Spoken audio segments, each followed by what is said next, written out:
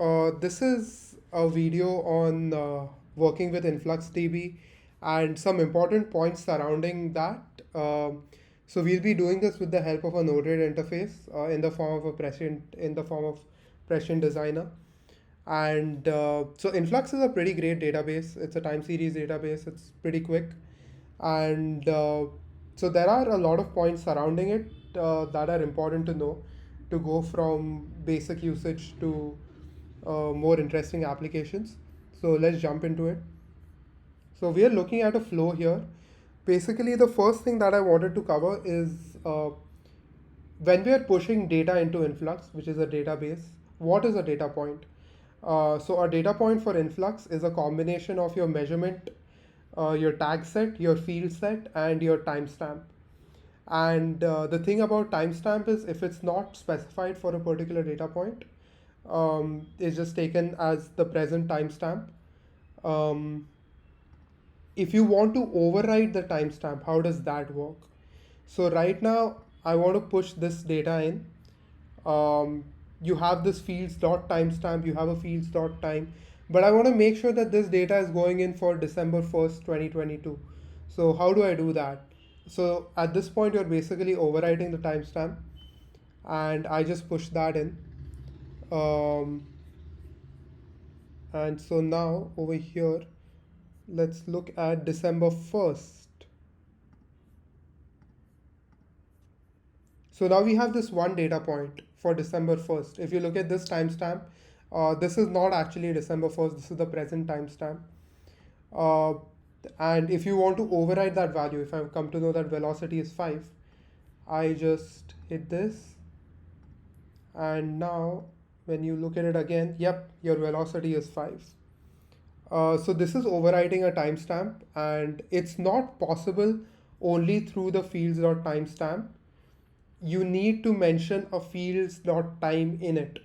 Only the dot time overrides the timestamp.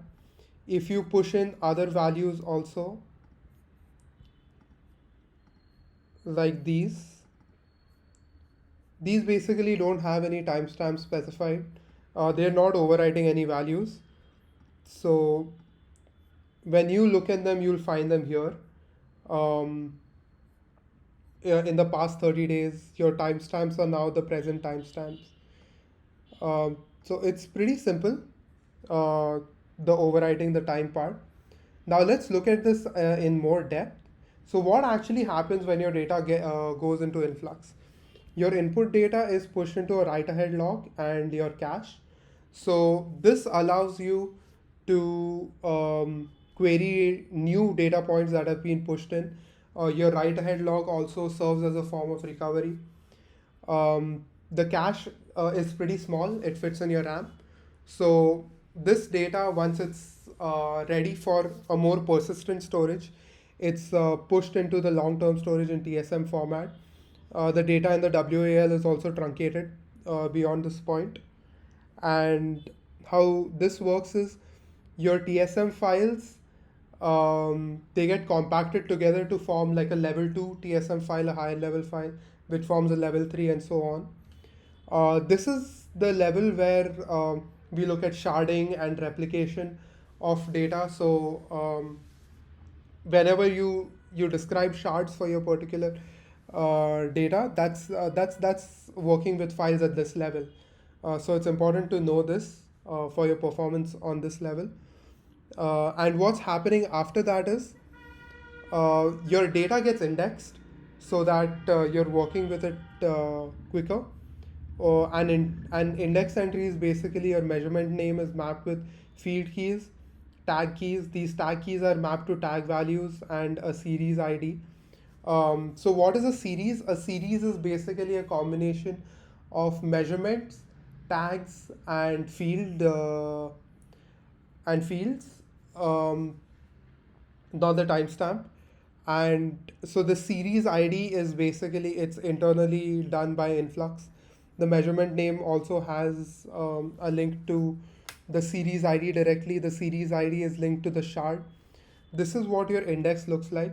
Now what you'll notice here is you have the tag values as a key. And now This is why your tags associated with a particular data point, they need to have a lower cardinality, and your fields need to have a higher cardinality.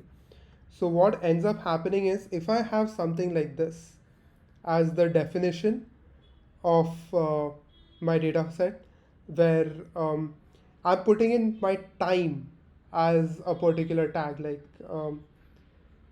if this is an ever changing value, your index is going to fill up very, very quickly, and then you're going to hit a high cardinality error.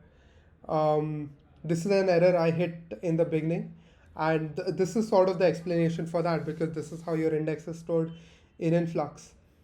Um, Most of what Influx works around is with this. Indexes earlier, they used to work on RAM. I believe now they have an on disk solution also for this. Basically, your indexes are loaded onto the SSD, as far as I know.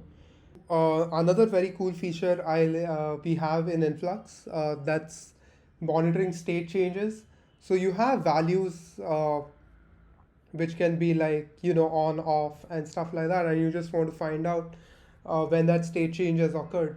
Now these are pretty heavy queries, because they have to go field by field, and you have a package called monitor in Influx, which allows you to do that. And it's like a, so suppose it's like a one line solution to it. Suppose you have this, your data has been on, off, on, and now I want to see